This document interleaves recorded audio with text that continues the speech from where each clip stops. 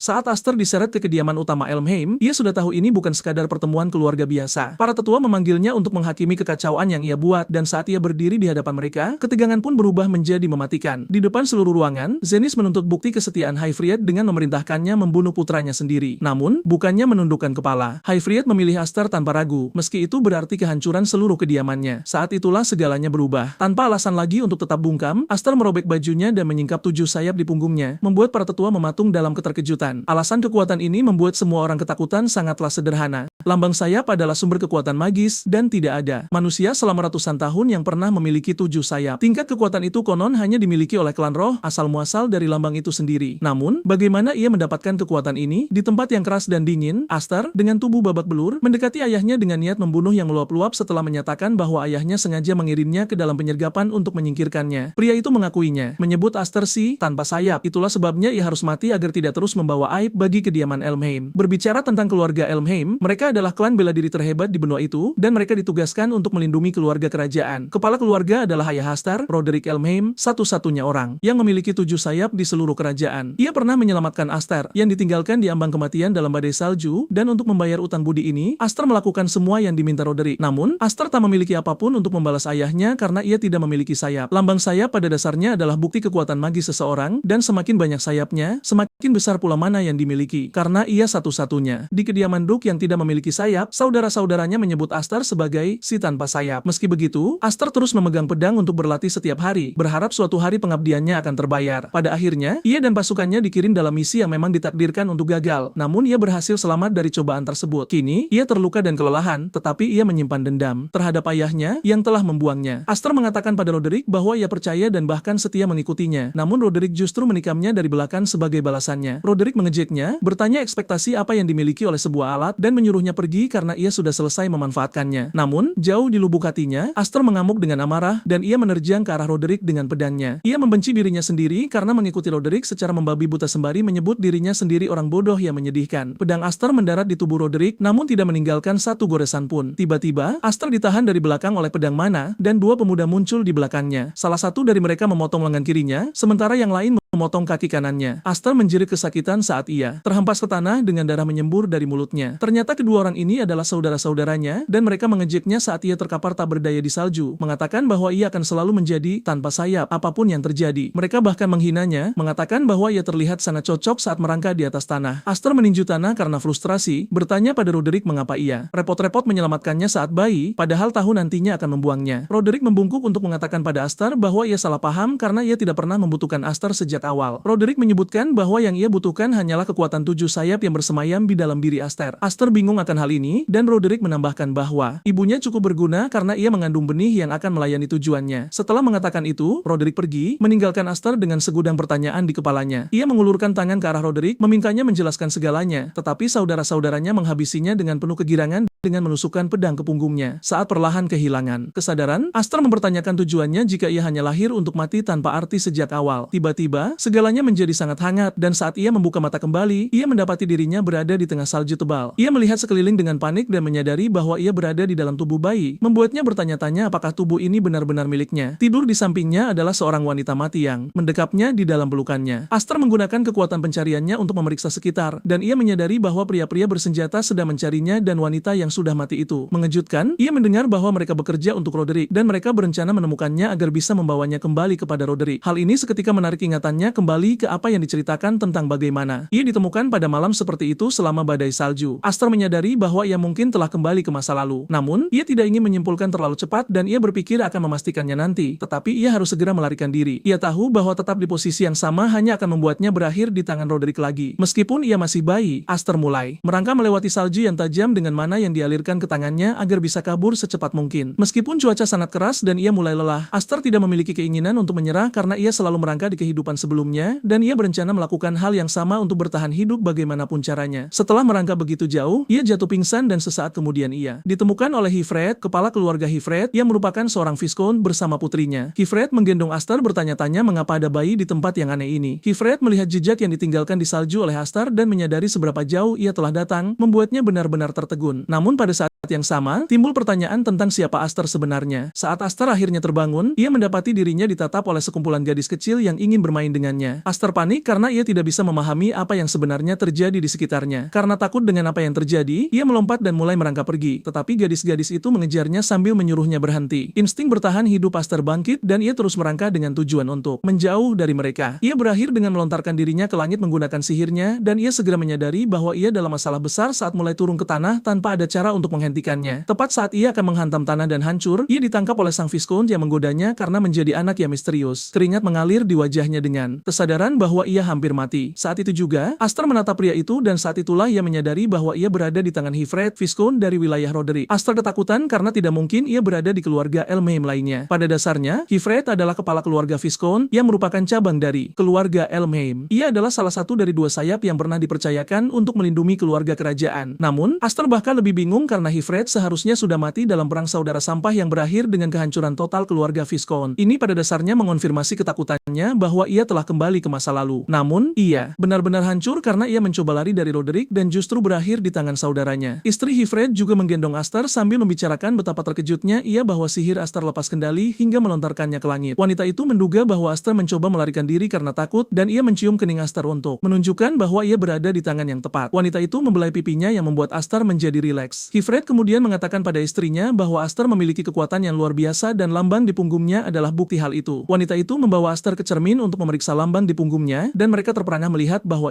itu adalah 7 sayap. Bahkan Aster terkejut bahwa ia memiliki lambang 7 sayap di tubuhnya. Saat itulah ia ingat apa yang Roderick katakan sebelum ia dibunuh. Aster akhirnya sadar bahwa pria itu menyelamatkannya agar ia bisa mengambil 7 sayap itu untuk dirinya sendiri. Aster semakin marah saat menyadari hal ini karena ia dipanggil si tanpa sayap sepanjang kehidupan masa lalunya hanya karena Roderick mencuri apa yang menjadi miliknya. Istri Hifred kemudian bertanya apa yang ia rencanakan dengan anak tersebut. Saat Aster mendengar ini, ia panik karena ia tidak akan membiarkan kekuatan itu jatuh ke keluarga Elmheim karena ia membutuhkannya untuk membalas dendam pada Roderick. Mengejutkan, Hifred mengatakan pada istrinya bahwa mereka harus mengadopsi Aster karena ia masih kecil yang belum bisa terbang sendiri. Hifred menyebutkan bahwa ia akan bertanggung jawab sampai Aster mampu mengurus dirinya sendiri. Saat itu juga, pintu ruangan terbuka dan gadis-gadis itu jatuh ke lantai, mengungkapkan bahwa mereka telah mendengarkan selama ini. Gadis-gadis itu mengakui bahwa mereka penasaran karena mereka mengkhawatirkan Aster. Gadis-gadis itu memancarkan senyum cerah karena mereka akhirnya memiliki adik bayi laki-laki. Wanita dari rumah itu kemudian memberinya nama Aster. 10 tahun setelah ini, Hifred, Aster, dan salah satu saudara perempuannya, Alvin, pergi ke pertemuan tarian pedang yang diadakan setiap tahun oleh keluarga duk tertentu di bawah naungan Elmheim. Ini pada dasarnya adalah pertemuan sosial bagi keluarga bangsawan bela diri, dan ini adalah tempat bagi para bangsawan untuk memperdalam keyakinan mereka sembari memamerkan kekuatan para kandidat pendekar pedang yang membawa nama keluarga. Saat Hifred dan anak-anaknya tiba di lokasi, para bangsawan dan penonton lain tidak membuang waktu karena mereka mulai berbisik-bisik. Orang-orang mengolok-olok keluarga Viscount dengan mengatakan bahwa mereka datang untuk mempermalukan diri mereka sendiri lagi. Mereka juga tahu tentang Aster yang diadopsi ke dalam keluarga karena mereka tidak bisa menghasilkan pewaris mereka sendiri. Mereka kesal pada seberapa banyak masalah yang dibawa keluarga Viscount ke keluarga Elmheim. Alpen bisa mendengar semua yang mereka katakan di belakang punggung mereka, dan ia mendesak Aster untuk tetap kuat dan tidak membiarkan itu semua memengaruhinya. Alpen memberitahu Aster bahwa siapapun yang menunjukkan kelemahan akan dihancurkan, dan saat mengatakan ini, Aster bisa melihat tangan kakaknya gemetar karena marah. Hifred juga memberitahu Aster bahwa apa yang sedang ia lihat saat ini adalah posisi keluarga Viscount saat ini. Hifred memberitahu Aster bahwa inilah yang ingin ia tunjukkan padanya, dan ia bertanya apakah ia kecewa dengan semua yang telah ia saksikan. Namun, Aster meyakinkan ayahnya bahwa ia baik-baik saja berada di lingkungan yang bermusuhan. Hifred tertawa keras. Saat mendengar ini, memberitahu Aster bahwa pendiriannya cukup meyakinkan. Rupanya, di kehidupan masa lalunya, Aster membuat debu di masyarakat sosial sebagai aib bagi keluarga Elmheim. Itulah sebabnya tempat mereka berada saat ini menyimpan kenangan pahit. Namun, ia sekarang adalah orang yang benar-benar berbeda karena 7 sayap telah kembali. Aster mendongak untuk melihat saudara-saudara masa lalunya. Yang membunuhnya sedang menatapnya dari jendela, dan Aster akhirnya sangat ingin membuat debut sosial yang gemilang. Mereka berada di era di mana para ksatria berkuasa, dan kekuatan adalah penguasaan pedang yang merupakan puncak mutlak dari seni bela diri. Pada dasarnya, simbol mutlak yang mewujudkan segalanya tidak lain adalah lambang sayap, berdiri di balkon untuk menonton duel. Alpen berbicara tentang betapa luar biasanya segalanya. Alpen akhirnya menyadari mengapa Furen dan Flare tidak tertarik untuk datang. Aster, di sisi lain, tidak bisa melupakan bagaimana bagaimana ia dipermalukan selama seluruh acara di kehidupan masa lalunya. Alpen menyadari bahwa Aster melamun dan ia memanggil namanya untuk menariknya kembali ke kenyataan, bertanya apakah ia gugup. Alvin tidak menyalahkannya jika ia gugup karena ini adalah festival tarian pedang pertamanya. Aster meyakinkan kakaknya bahwa ia tidak gugup tetapi justru merasa nostalgia. Bahkan, segalanya terasa menjijikan baginya. Kifrit kemudian memberitahu anak-anaknya bahwa ia harus pergi karena ada pertemuan yang perlu ia hadiri. Kifrit memberitahu Aster bahwa ia menitipkan saudara perempuannya di tangannya, tetapi Alvin memprotes, mengingatkan ayahnya bahwa ia 1 tahun lebih tua dari Aster. Aster menggodanya, memberitahu bahwa kakaknya ceroboh, itulah sebabnya dialah yang bertanggung jawab. Kifrit kemudian memberitahu Aster bahwa ada banyak orang sebayanya di acara pertemuan itu, dan ia bisa menggunakan kesempatan itu untuk mencari teman dan koneksi. Namun, ia berbisik padanya, menyuruhnya untuk memastikan bahwa tidak ada seorang pun yang mengetahui tentang 7 sayap. Saat ayahnya berjalan pergi, Aster ditinggalkan dalam posisi yang sulit karena ia tahu bahwa apa yang diminta ayahnya lebih mudah diucapkan daripada dilakukan. Bahkan, Aster bertanya-tanya bagaimana ia akan bersosialisasi ketika semua orang tampak bermusuhan dengannya. Tiba-tiba, Alvin melihat Aster berjalan pergi, dan ia bertanya kemana ia menuju. Aster menjawab bahwa ia akan pergi mencari beberapa teman, dan ia segera tiba di tempat putra-putra Roderick berada. Si rambut merah, Dallas, bertanya pada Aster siapa dia, dan Aster memperkenalkan dirinya kepada pria itu dengan senyum di wajahnya, mengungkapkan bahwa ia adalah adik laki-lakinya. Aster menyebutkan bahwa ia melihat Dallas dari luar, dan ia memutuskan untuk datang menyapa. Dallas benar-benar bingung sampai saudaranya Greon menjelaskan kepadanya bahwa Aster adalah anak yang diadopsi oleh keluarga Viscount. Saat Dallas mengetahui siapa Aster sebenarnya, ia mulai tertawa untuk mengejeknya, mengatakan bahwa ia akhirnya mengerti mengapa Aster memiliki inisial F pada namanya alih-alih inisial A yang biasa. Aster tetap diam karena ia tidak bisa melupakan bagaimana keduanya membunuhnya di kehidupan masa lalunya. Aster tidak percaya bahwa ia selalu diintimidasi oleh mereka di kehidupan masa lalunya, tetapi melihat mereka sekarang, ia menyadari bahwa mereka hanyalah sekumpulan anak kecil yang bermain peran. Tepat saat itu, Alvin muncul, menyuruh Aster untuk membiarkan pria-pria itu sendiri. Ia hendak menyeret Aster pergi ketika Dallas memanggil namanya untuk mengejeknya juga. Ia bertanya apakah ia masih bersembunyi di balik punggung ayahnya. Ia menggoda Alvin, menyuruhnya untuk datang dan menemani mereka seolah-olah ia adalah seorang pendamping. Alvin akhirnya berbalik untuk memberitahu Dallas bahwa ia tidak tertarik dengan apapun yang ia katakan. Ia mengingatkan Dallas bahwa tidak ada hubungan tuan pelayan antara keluarga utama dan cabang. Alvin kemudian mencoba menyeretnya pergi meskipun Aster mengklaim ia belum selesai berbicara. Dallas memutuskan untuk meningkatkan keadaan dengan mengejek Alvin, memberitahu gengnya bahwa ayah Alvin adalah ksatria yang tidak bisa melindungi raja dan tangannya dipotong oleh Roderick sebagai hukuman. Dallas mengejeknya, memberitahu bahwa ia senang tidak memiliki darah pecundan yang mengalir di nadinya. Alvin tidak bisa menelan penghinaan itu dan ia berbalik berteriak pada Dallas, menyuruhnya menarik kembali apa yang baru saja ia katakan karena ia tidak akan membiarkan Dallas menghina ayahnya. Dallas menumpuk kesengsaraan dengan meludahi wajahnya dengan anggur. Dallas memberitahu Alvin bahwa ia lahir dalam keluarga yang tidak lain hanyalah wanita tidak berguna yang tidak bisa mewarisi gelar. Ia kemudian menambahkan bahwa mereka tidak berada di ruang dansa sambil menyuruhnya mengenakan kain perca sehingga lain kali tidak akan menjadi masalah saat ia basah kuyup. Sebelum datang ke pertemuan, Aster awalnya khawatir bahwa ia tidak akan merasakan kemarahan bahkan setelah melihat Dallas dan Greon. Namun, apa yang baru saja mereka tunjukkan telah menghilangkan kekhawatirannya. Aster kemudian memanggil nama Dallas sebelum melemparkan sebotol anggur ke arahnya dan saat Dallas menangkapnya, Aster memotongnya menjadi 2 dengan pedangnya hingga menumpahkan anggur ke kepala Dallas. Dallas terkejut saat hal ini terjadi dan Aster hanya menggodanya, memberitahu bahwa isi botol itu tidak lebih dari jus anggur yang cocok untuk bangsawan nakal seperti dia. 3 tahun sebelumnya saat duel, Aster kehilangan kendali atas kekuatannya yang hampir mengakibatkan kematian saudara perempuannya. Perlu campur tangan Hifred untuk dapat menghentikan kekuatan luar biasa Aster. Dan ini adalah pertama kalinya Hifred melihat 7 sayap beraksi. Hifred bertanya-tanya apakah kekuatan itu bahkan dapat dikendalikan olehnya atau oleh Aster sendiri. Sekarang di masa sekarang, Hifred masih di tengah pertemuan ketika seorang pelayan bergegas masuk untuk memberitahu Hifred bahwa ada sesuatu yang tidak beres. Mereka bertanya kepada pelayan apa masalahnya dan ia memberitahu mereka bahwa putra-putra keluarga cabang dan keluarga utama sedang melakukan duel. Hifred terkejut saat mendengar ini dan ia segera bergegas pergi. Ia bertemu Alvin di jalan dan ia bertanya apa yang terjadi. Di sisi lain, para tetua keluarga telah bergegas ke arena untuk menonton duel. Alvin dan Hifred juga bergabung dengan mereka saat mereka berdiri di balkon untuk menonton duel. Para tetua, di sisi lain, adalah bersemangat karena mereka tahu betapa kacaunya segalanya tergantung pada hasil duel. Dallas memarahi Aster, menyebutnya bodoh karena mencari masalah dengan keluarga duca mereka. Ia mengingatkannya bahwa ia hanyalah blasteran yang lahir di alam liar. Dallas bertanya pada Aster apakah ia cukup bodoh untuk tidak memahami perbedaan kekuatan di antara mereka karena ia menggunakan lambang 4 sayap. Orang-orang terpesona oleh potensi Dallas dan mereka percaya bahwa inilah alasan mengapa ia adalah pewaris ducal. Menggunakan 2 pedang, Dallas menggoda Aster, menyuruhnya untuk menunjukkan lambangnya kepada semua orang kecuali jika ia malu untuk menunjukkannya. Aster kemudian menjawab bahwa ia tidak semalu dia.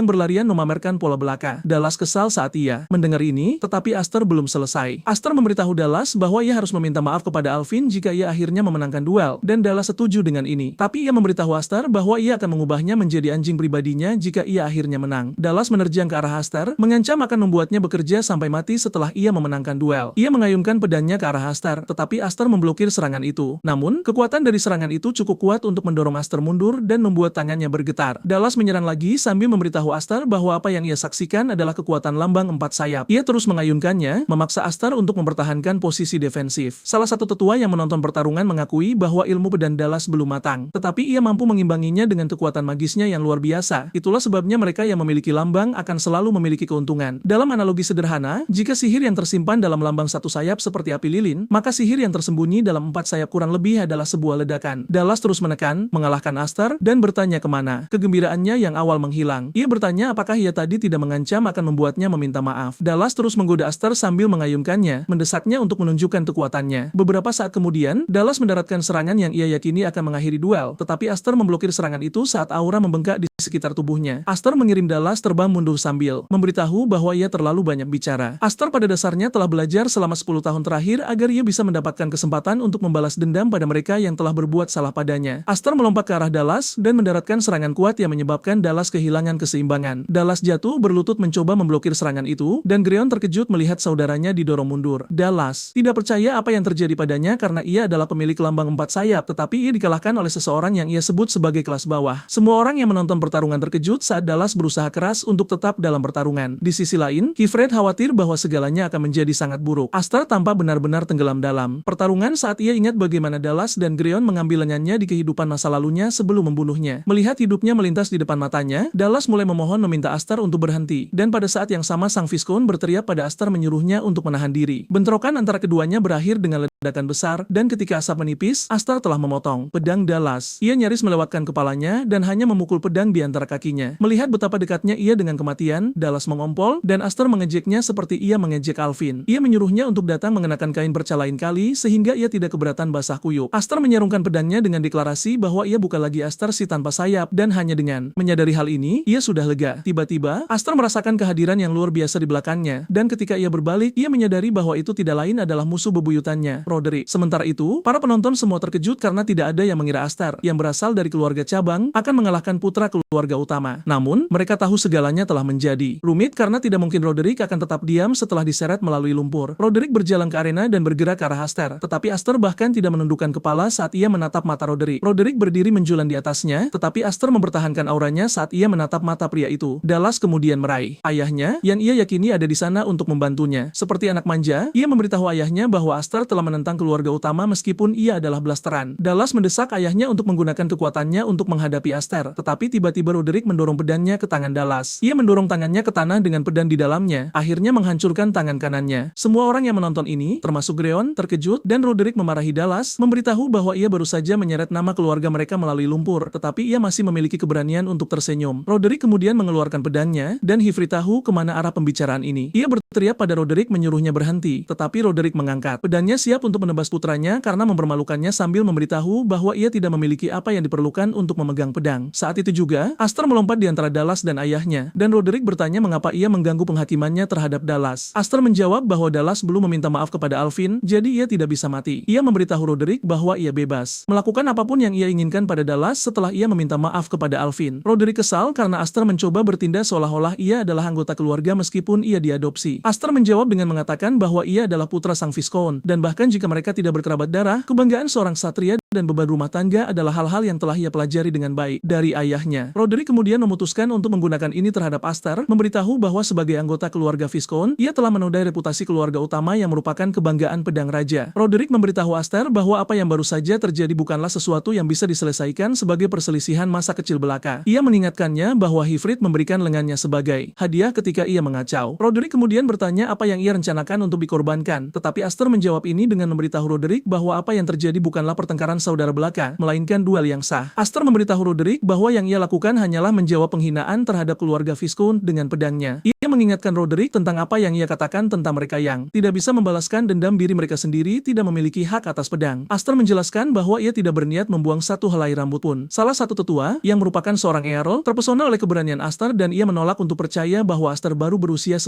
tahun. Setelah mendengar apa yang dikatakan Aster, Roderick menyuruhnya untuk mengambil posisi dan Aster segera masuk ke dalam posisi defensif. Roderick kemudian mendaratkan serangan yang mengirim Aster menabrak dinding, meninggalkan ledakan keras. Ini membuat semua orang terkejut dan takut bahwa Aster sudah habis. Kifred dengan marah melompat ke arah saudaranya dengan pedangnya, tetapi Roderick memblokir serangan itu. Kifred mengabaikan Roderick dan bergegas ke tempat Aster berada. Debu menyingkir dan ia melihat pedang Aster yang terputus di tanah, tetapi yang mengejutkannya, Aster tetap berdiri dengan setengah pedang lainnya di tangannya, siap untuk membela diri. Ia mengenakan ekspresi kebencian di wajahnya dan ketika Roderick melihat ini, ia hanya berbalik dan pergi dengan Dallas mengikutinya. Aster akhirnya kehilangan keseimbangannya, tetapi Hifred menangkapnya. Dengan sisa kekuatannya, Aster memberitahu ayahnya bahwa ia melindungi Alvin persis seperti yang ia janjikan dan Hifred memuji Aster, memberitahu bahwa ia sangat luar biasa. Di sisi lain, salah satu tetua menggoda Roderick, memberitahu bahwa ia menggunakan langkah kekanak-kanakan. Roderick setuju dengan ini, tetapi mengatakan reputasi keluarga akan hancur jika ia membiarkan Aster melakukan keinginannya. Itulah sebabnya ia membuat kompromi kecil. Tetua itu kemudian menyebut Aster sebagai bintang yang sedang naik daun karena ia memiliki kekuatan dan keberanian untuk berdiri di depan Roderick yang agung. Para tetua mengakui bahwa Aster memiliki debu terbaik ke dalam masyarakat dengan aksi yang baru saja ia lakukan. Salah satu tetua mengatakan ia sebenarnya takut keluarga Elmheim mungkin terbelah menjadi dua. Namun, Roderick memberitahunya untuk tidak terlalu senang dulu karena era gangguan ada di depan mereka. Ia menyebutnya badai yang begitu besar sehingga mungkin membagi dunia menjadi dua atau tiga. Ketika Aster kembali ke wilayah itu, ia memanjakan dirinya sepenuhnya dalam pelatihan. Ia mengalahkan setiap mitra latihannya dengan sangat mudah tanpa ada yang bisa melawannya. Mereka percaya bahwa apapun yang terjadi pada pertemuan tarian pedang pasti menjadi motivasi baginya. Para pelayan dan penjaga juga senang bahwa Aster mengalahkan Dallas karena keluarga utama telah membuat hidup mereka sulit begitu lama. Pada saat yang sama, Aster yakin bahwa apa yang ia lakukan pada pertemuan itu akan membungkam mereka yang selalu mengejek keluarga Viscount. Namun, target aslinya tetap Roderick sendiri. Meskipun ia tahu ia tidak bisa mengalahkan Roderick dengan levelnya saat ini. Aster tahu bahwa lambang sayap pada dasarnya hanyalah indikator peringkat seseorang dalam kekuatan sihir laten. Namun, Aster masih belum bisa mengeluarkan kekuatan 7 sayap. Diketahui bahwa dilahirkan dengan atau tidak berarti apa-apa jika seseorang dapat menggunakan kekuatan hingga potensi penuhnya. Aster berharap ia dapat menguji kekuatan penuh dari 7 sayap hingga batasnya tanpa bertanya-tanya tentang itu yang mengamuk. Sebelum ia menyadarinya, ia telah mengalahkan semua orang di tempat pelatihan, dan saat itu juga, Alphen muncul. Ia memberitahu Aster bahwa ayah mereka memanggilnya, dan Aster segera menjatuhkan semua yang ia lakukan. Saat ia berjalan pergi, ia menyadari bahwa saudara perempuannya mengenakan pakaian latihan. Ia menggodanya, mengingatkannya bahwa ia mengatakan pakaian itu tidak bagus, jadi ia benci memakainya. Alphen memberitahu saudara laki-lakinya bahwa segalanya membutuhkan keseimbangan, dan melihat Aster membuatnya memikirkan kembali bahwa ia tidak bisa terus berjalan seperti yang ia lakukan. Ia kemudian memberitahu Aster bahwa ia harus berlatih dengannya ketika ia kembali, dan Aster tersenyum sambil mendesak saudara perempuannya untuk bersikap lunak padanya. Beberapa saat kemudian, Aster tiba di kantor ayahnya dan bertanya apa yang ia butuhkan. Hifred menyuruhnya duduk, dan ketika ia melakukannya, Hifred mengingatkan Aster bahwa sudah sekitar 10 tahun sejak mereka menyambutnya ke dalam keluarga. Ayahnya mengatakan ia menunggu Aster untuk sedikit tumbuh sebelumnya, tetapi ia telah berubah pikiran. Ia mengeluarkan cincin dengan permata merah di atasnya dan memberitahu Aster bahwa itu adalah bukti kepala keluarga berikutnya. Hifred menjatuhkan bom padanya, memberitahu bahwa ia ingin ia menjadi kepala keluarga berikutnya. Aster tidak mengatakan apa-apa saat mendengar ini, dan Hifred melanjutkan dengan mengingatkan Aster bahwa keluarga Viscount berada dalam posisi genting. Meskipun demikian, mereka masih merupakan cabang dari keluarga Elmheim, dan karena mereka memiliki wilayah sendiri untuk dilindungi, Hifred mengatakan mereka tidak bisa membiarkan kursi kepala keluarga berikutnya kosong. Aster kemudian bertanya pada ayahnya apakah saudara perempuannya baik-baik saja dengan ini, dan Hifred menyebutkan bahwa ia akan pergi ke Akademik Satria untuk memberitahu saudara perempuannya. Aster menjawab bahwa ia cukup yakin bahwa saudara perempuannya, Malva dan Kudo, yang berada di Akademik Satria, akan tidak setuju, terutama Kudo. Aster menyebutkan bahwa Kudo yang membencinya karena terlahir sebagai anak laki-laki, belum lagi diberkati dengan 7 sayap. Aster kemudian berdiri memberitahu ayahnya bahwa ia tidak bisa menerima tanggung jawab menjadi kepala keluarga berikutnya. Ia mengingatkannya bahwa ia bahkan tidak bisa mengendalikan sihirnya, dan ia hampir membunuh saudara perempuannya sendiri dalam prosesnya. Aster memberitahu ayahnya bahwa tidak ada yang bisa meyakinkan saudara perempuan yang marah, dan saat ia berjalan pergi, Hifred memberitahu bahwa ia selalu skeptis apakah Aster benar-benar anak kecil atau bukan. Hifred kemudian mengungkapkan bahwa ia percaya bahwa cincin itu akan menjadi hadiah yang bagus untuk pertemuan tarian pedang, tetapi tampaknya Aster akan lebih memilih sesuatu yang lain. Pria itu kemudian mengeluarkan kotak dan ia membukanya untuk mengungkapkan pedang sihir Gram, yang kurang lebih adalah belati. Hifred memberitahu Aster bahwa ini adalah pedang yang dapat mengendalikan 7 kekuatan sayap. Setelah pertemuan mereka di kantor, Hifred membawa Aster ke hutan. Aster terkejut bahwa mereka harus pergi sejauh itu hanya untuk menunjukkan pedang, dan Hifred membiarkannya tahu bahwa ini tidak lebih dari tindakan pencegahan. Hifred tahu ia tidak bisa menerima apapun begitu saja karena Aster dikenal sering memecahkan banyak hal yang berarti ruang pelatihan akan menjadi tempat yang salah untuk mencoba pedang itu. Kifred memberitahu Aster bahwa Gram adalah pedang sihir yang diturunkan hanya kepada putra sulung keluarga Elmheim. Kifred menyebutkan bahwa ia sengaja membawa pedang itu dari rumah utama karena dia. Kifred kemudian melepaskan kain yang menyarungkan pedang itu dan Aster terkejut melihat bahwa itu hanya pedang dengan dasar pendek. Kifred memberitahu Aster bahwa pedang itu mungkin tidak memiliki bilah, tetapi jika ia memberinya kekuatan sihir, bilah itu memiliki potensi untuk diselesaikan oleh kekuatan sihir sang pengguna. Kifred kemudian menunjukkan contoh apa yang ia katakan dengan melepaskan kekuatan sihirnya, yang melepaskan ledakan energi besar yang menghancurkan segalanya di jalurnya. Ini meninggalkan kawah besar di tanah. Dan Kifred memberitahu Aster bahwa seseorang akan terkuras oleh pedang jika seseorang mencoba membuang sihir dengannya sebagai gantinya. Kifred menyebutkan bahwa ini adalah pedang dengan begitu banyak sejarah, dan ia bertanya pada Aster apakah ia bersedia mencobanya. Aster kemudian mengambil pedang itu dan ia mencobanya. Yang mengejutkannya, mananya mulai mengalir ke dalam pedang dengan sendirinya dan ini mengirim ledakan kuat ke langit. Mereka yang berada di perkebunan melihat ini dan salah satu penjaga berasumsi bahwa komet jatuh dari langit. Namun, rekannya menggodanya karena kusam, mengatakan sesuatu terbang ke langit bukan jatuh darinya. Pria itu tidak ingin percaya ini dan Alvin memotong, memberitahu mereka bahwa fenomena itu pasti disebabkan oleh Aster. Kembali di hutan, Aster terpesona oleh betapa kuatnya pedang itu, tetapi Kifred mengoreksinya, memberitahu bahwa sihirnya lah yang luar biasa dan bukan pedang itu sendiri. Ia menyebutkan bahwa tidak pernah ada satu orang pun yang memiliki lambang 7 sayap sepanjang sejarah garis keturunan keluarga Elmheim. Kifred percaya bahwa Aster akan memiliki kekuatan untuk melampaui bahkan Roderick sekali. Ia menguasai kekuatannya. Namun, kekuatan itu juga memiliki apa yang diperlukan untuk menabur benih konflik karena kehebatannya. Ia membiarkan Aster tahu bahwa semua orang akan mengejarnya jika mereka mengetahui bahwa ia memiliki 7 sayap. Ia mengatakan akan ada beberapa yang ingin mengeksploitasinya dan akan ada beberapa yang ingin membunuhnya dengan kedok bahwa ia adalah gangguan. Kifred kemudian mendesak Aster untuk memastikan ia menjadi sangat kuat selagi ia masih bisa untuk menghindari sesuatu seperti ini. Aster setuju dengan ayahnya karena ia tidak siap untuk menjalani kehidupan yang menyedihkan, persis seperti yang ia lakukan di kehidupan sebelumnya. Aster kemudian berterima kasih pada ayahnya atas hadiah itu, meyakinkannya bahwa ia akan menguasai 7 sayap dan pedang itu. 3 hari kemudian, Kudo dan Malva kembali dari Akademi Ksatria. Kudo mengulurkan tangannya, menunggu adik perempuannya untuk bergegas ke arahnya, tetapi keduanya berlari melewatinya dan menuju ke Malva sebagai gantinya. Kudo terkejut bahwa ia diabaikan, dan ketika ia menantang keduanya tentang hal ini, mereka memberitahu bahwa ia selalu mengacaukan rambut mereka. Namun, Kudo tidak ingin menerima bahwa orang sederhana seperti dia akan melakukan hal seperti itu. Tepat saat itu, ia melihat Alvin dan bergegas untuk memeluknya. Ia akhirnya melakukan apa yang ia klaim tidak ia lakukan dengan mengacak-acak rambut Alvin. Malva kemudian bertanya pada orang tuanya di mana Aster berada. Kifred kemudian mengungkapkan di mana Aster berada, dan Kudo segera mengunci ini. Sementara itu, Aster masih berjuang untuk menjaga pedang tetap terkendali. Ia menderita karena kehilangan kekuatan sihir yang berlebihan hanya karena mencoba melakukan ini, dan ia mulai bertanya-tanya apa yang harus ia lakukan untuk menjadi seperti ayahnya. Ia berada di tengah-tengah ini ketika Kudo muncul dengan pedangnya, memberitahu Aster bahwa ia telah berhasil mengungguli dirinya sendiri kali ini. Aster terkejut melihat saudara perempuannya kembali, dan Kudo memarahinya karena tidak datang untuk menyambutnya. Kudo bertanya padanya apakah ia tidak muncul untuk menyambut mereka karena ia pikir ia istimewa dan tidak ada alasan untuk memperhatikan mereka. Kudo membiarkan Aster tahu bahwa ia mengetahui tentang apa yang terjadi pada pertemuan tarian pedang karena Akademi Ksatria penuh dengan rumor tentang dirinya. Aster kemudian menjawab bahwa ia cukup yakin bahwa hal yang sama berlaku untuk saudara perempuannya karena ia mendengar bahwa sebagai peserta pelatihan, ia telah menyelesaikan banyak misi. Selain itu, Kudo adalah satu-satunya ksatria yang dianugerahi medali ksatria kehormatan tahun itu. Kudo kemudian menjawab bahwa itu adalah hal paling sedikit yang bisa ia lakukan karena jika ia tidak melakukannya, ia tidak akan bisa menggantikan ayahnya. Ia kemudian melanjutkan dengan mengatakan ia mendengar tentang bagaimana Aster menolak tawaran untuk menjadi penerus. Ia bertanya padanya apakah ia melakukan ini demi dia. Jauh di lubuk hati, Aster tidak senang dengan fakta bahwa Kifred terus maju untuk memberitahu dia karena ini hanya akan menyebabkan masalah yang tidak perlu baginya. Aster akhirnya menjawab saudara perempuannya, memberitahu bahwa ia percaya bahwa ia belum layak, itulah sebabnya ia menolak tawaran itu. Kudo berjalan menuju pohon, berbicara tentang betapa pendendamnya Aster dan Kifred meskipun mereka tahu bahwa itu adalah impiannya untuk menjadi kepala keluarga. Tiba-tiba, ia memotong pohon itu dengan pedangnya sebelum melemparkannya ke arah Aster. Aster nyaris menghindari serangan itu sambil berteriak pada saudara perempuannya, bertanya apa yang sebenarnya ia coba lakukan. Kudo memberitahu Aster bahwa sudah lama sejak mereka berduel, jadi ia akan memberinya tes. Ia membiarkan ia tahu bahwa serangan berikutnya akan diarahkan padanya. Aster mencoba memberitahu saudara perempuannya untuk tenang karena pedang yang ia gunakan belum lengkap, tetapi Kudo membiarkan ia tahu bahwa ia tidak akan bisa membuat alasan yang sama jika ia berada di medan perang saat menghadapi musuh. Kudo membiarkan Aster tahu bahwa itu adalah kode ksatria untuk selalu siap berperang, dan Kudo segera masuk ke dalam posisi ofensif. Ia memberitahu Aster bahwa ia mungkin saja melenyapkannya jika ia terus menahan diri. Aster tidak percaya matanya karena ia masih mencoba mengendalikan kekuatan sihirnya, dan saudara perempuannya sudah mengejarnya. Pada saat yang sama, ia tahu ia tidak punya pilihan selain menanggapi saudara perempuannya dengan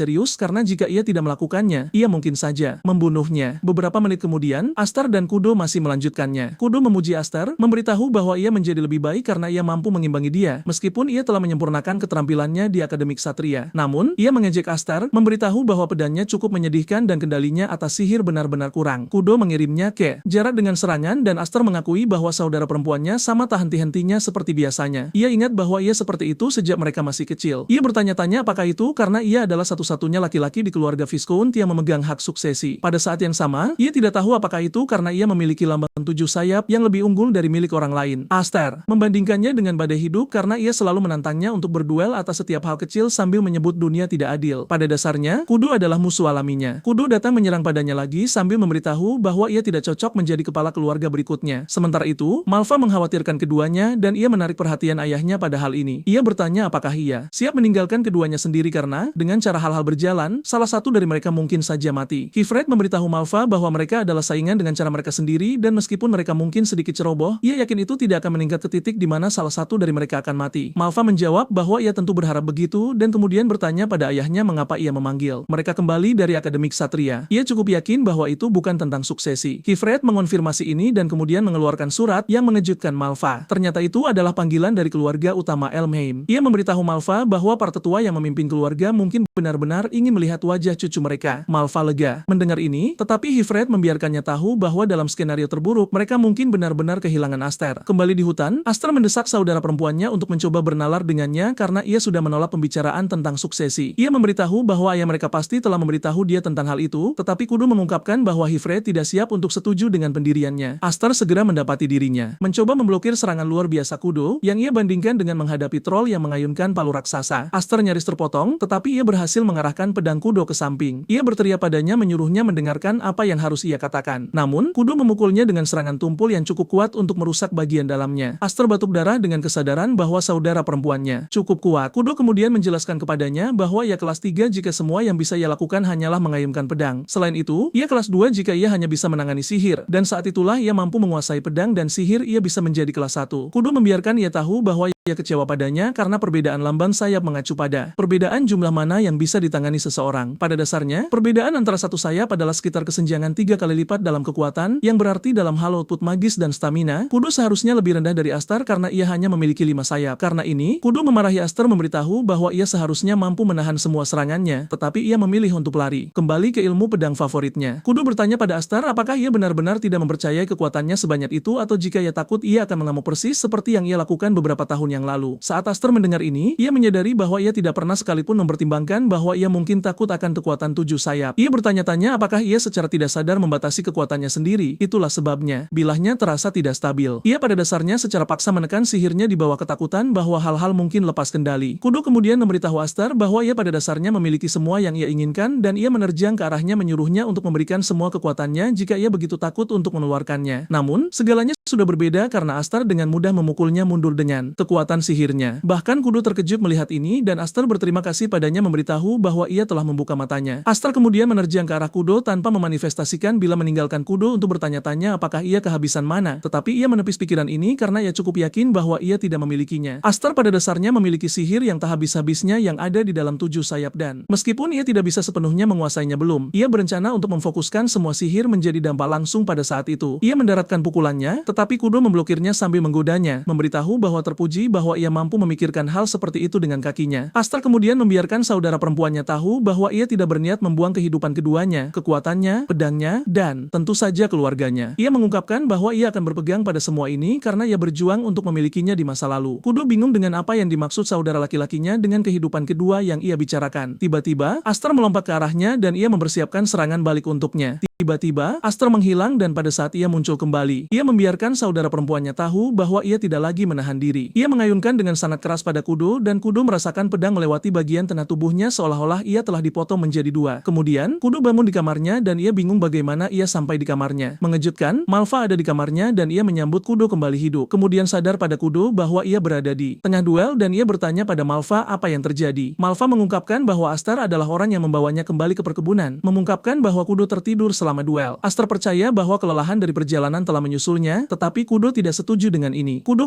kemudian ingat saat itu dalam duel di mana tampaknya Aster telah menebasnya. Ia menyadari bahwa Aster menghilangkan monobladinya tepat waktu sebelum dampak. Ia menyadari bahwa apa yang ia rasakan adalah sisa residu mana yang melewati tubuhnya. Ia menghela napas lega bahwa Aster tidak akan membunuhnya sejak awal karena mereka adalah saudara kandung. Namun, pada saat itu, ia sebenarnya takut Aster akan membunuhnya. Kudo tidak bisa mengambil ide bahwa saudara laki-lakinya benar-benar pendendam meskipun ia lebih kecil darinya. Kudo kemudian meraih pedangnya menuntut untuk mengetahui di mana Aster berada karena duel belum berakhir. Malva mengejutkannya dengan memberitahu bahwa Aster tidak lagi berada di perkebunan. Kudo bingung dengan ini dan Malva membiarkannya tahu bahwa panggilan tiba untuk Aster dari rumah utama. Itulah sebabnya ia pergi beberapa saat yang lalu dengan ayah mereka. Kudo panik karena terkejut karena tidak ada yang mengatakan apapun tentang ini padanya. Sementara itu, Aster dan Hifred berada di kereta menuju rumah utama. Hifred memberitahu bahwa orang-orang yang akan mereka temui adalah para tetua yang mendukung rumah Helmheim dari bayang-bayang. Ia menyebutkan bahwa mereka adalah mantan kepala keluarga utama dan cabang keluarga, yang berarti bahwa mereka adalah tokoh berpengaruh dari seluruh keluarga Helmheim. Hifred meyakinkan Aster bahwa mereka masih sangat terkendali, meskipun mereka telah pensiun, itulah sebabnya mereka dikenal sebagai penguasa bayangan. Hifred memberitahu Aster bahwa para penguasa ini bahkan tidak menunjukkan minat pada Aster sejak hari ia mengadopsinya, meninggalkan. Dia bingung mengapa mereka tiba-tiba memanggilnya. Aster memberitahu ayahnya bahwa kemungkinan besar karena apa yang terjadi pada festival tarian pedang. Ia melanjutkan dengan mengatakan ia pernah mendengar bahwa para tetua Helmheim menghargai prestise keluarga lebih dari emas atau bahkan nyawa mereka sendiri. Rupanya, siapapun yang menodai citra ini dilemparkan ke dalam sangkar untuk menjadi makanan bagi binatang buas. Hifred terkejut bahwa Aster tahu ini, dan ia bertanya di mana ia mendengarnya. Aster memberikan jawaban gugup yang tidak menjawab pertanyaan sebelum mengungkapkan bahwa ia telah mempersiapkan diri untuk beberapa bentuk hukuman atau setidaknya pengasingan. Hifred bertanya padanya apakah ia yakin bahwa ia siap untuk pergi tanpa mengucapkan selamat tinggal, dan Aster meyakinkannya bahwa ia siap. Ia menyebutkan bahwa ia sudah berencana untuk pergi saat saudara perempuannya tiba. Selain itu, ia cukup yakin bahwa Kudo tidak menyukainya ketika ia berada di sekitar karena ia mengganggunya, yang berarti ia akan bisa bersantai begitu ia pergi. Aster menambahkan bahwa berkat Kudo, ia akhirnya mulai memahami cara menangani Graham, dan ia yakin bahwa ia dapat mengeluarkan lebih banyak kekuatan 7 sayap daripada sebelumnya. Ia memberitahu ayahnya untuk tidak mencoba membantunya dari saat itu dan seterusnya, apapun yang terjadi, karena ia siap untuk bertahan hidup sendiri. Tiba-tiba, Kudo muncul di dekat jendela kereta, memberitahu Aster bahwa ia yang termuda, jadi ia tidak perlu bertindak mulia dan tinggi. Aster terkejut melihat saudara perempuannya, yang tergantung di kereta seperti serangga. Kudo mengayunkan pintu terbuka, dan Aster terkejut bahwa si rambut merah berlari jauh-jauh untuk mengejar mereka. Kudo memarahi Aster, memberitahu bahwa kejam baginya untuk meninggalkan saudara perempuannya tanpa sepatah kata pun. Kudo menyebutkan bahwa ia mendengar bahwa ia telah dipanggil oleh para tetua besar rumah utama,